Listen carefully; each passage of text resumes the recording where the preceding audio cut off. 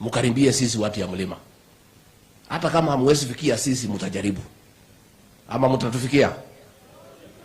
Mujipange na hii serikali. And leaders have a responsibility to guide communities. And these two leaders, we must give it to them. They did a critical analysis of the situation and made the right decision to guide a community into the right direction. And going forward, we urge this Western region to make a conscious decision and move into government en masse. Kwa sababu ukipanda mahindi mwaka ya kwanza na huvuni, upande mwaka wa pili hauvuni, watatu, waine, watano, mwaka ya sita sikupanda mahindi utakuwa mjinga. This region has invested kwa hii mzee ya maandamano for as long as we can remember. But hakuna kitu ya kuvuna. It is the time to have a paradigm shift.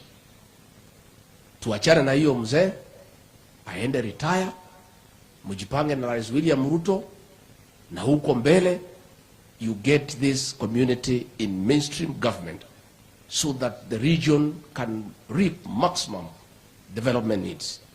Na tuweze kuendelea hapo mbele.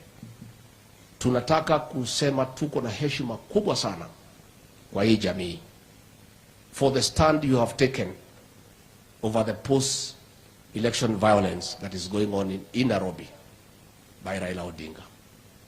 This region, despite the majority of its residents having cast their vote in favor of Raila Odinga, the community has moved on, decided elections are over, and made a conscious and a wise decision not to follow him in bad manners of destroying property and creating chaos and mayhem. Watu ya Mlembe, tunatolea nyinyi kofia. And as you can see, you are not alone.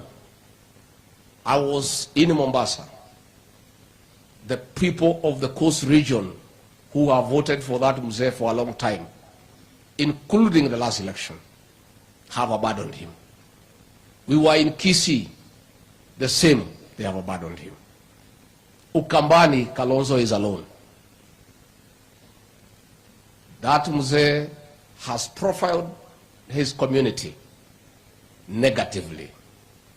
That one community is the only community creating chaos and mayhem against the rest of Kenya. It's unfair to his community that has supported him to a man for as long as we can remember. To have that community to be seen negatively as destroyers of property, as chaotic people, as people who have no time for productive engagement. And we're asking the people of that region to also call themselves to a short meeting and analyze what gain is there in following somebody who is pursuing selfish agenda at the expense of the image of the community and at the expense of development. And let me tell you, huyu mzee wametutumania na akina Uhuru, they sent emissary to us. Hii maneno ya unga ni kisingizio. This whole thing has nothing to do with unga. It is wanting to come and sit with us to negotiate their entry into government. And we are saying